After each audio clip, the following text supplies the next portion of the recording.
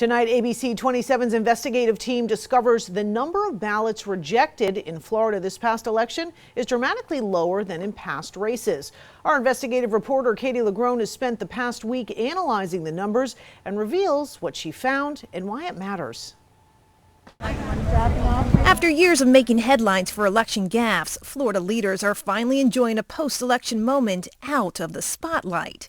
And numbers we obtained from election offices around the state show one more reason the Sunshine State can feel pretty sunny about the 2020 race. The number of ballots rejected for problems is down, really down. Were you surprised at how low the numbers were? Pleased.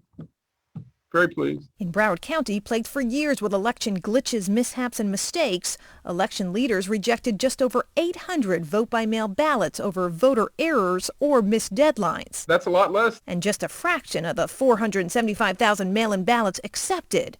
2 years ago, the county rejected 15,000 mail-in ballots. Our voters in Broward were paying attention this time.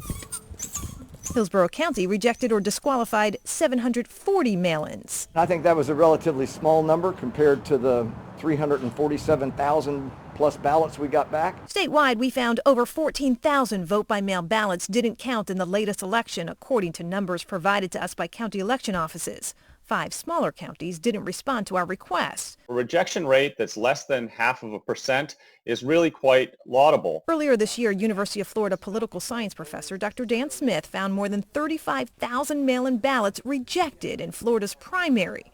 He expected the presidential race to be higher. There was grave concern that we were going to have a higher number of people having their ballots rejected because of a signature issue or because they were coming in late. According to our numbers, late mail-in ballots accounted for about a third of ballots disqualified in the election earlier this month, while signature issues are blamed for just over half of the state's rejected ballots this time around. But Smith is quick to add, the rejection rate initially was no lower than in past elections. It's the cure rate that was higher. Meaning voters fixed errors, including missing signatures. In Miami-Dade, nearly 4,000 voters took advantage of the state's new cure law. In Orange County, 2.5% of mail-in ballots were cured. But with at least 14,000 votes not counted in Florida, it's not a perfect system, but even the most critical agree it's getting better. There's room for improvement, but this is the step in the right direction. Dr. Smith also says early indication shows younger voters were up to 3 times more likely to have had their ballots rejected this past election. Katie LaGrone, ABC 27, investigates.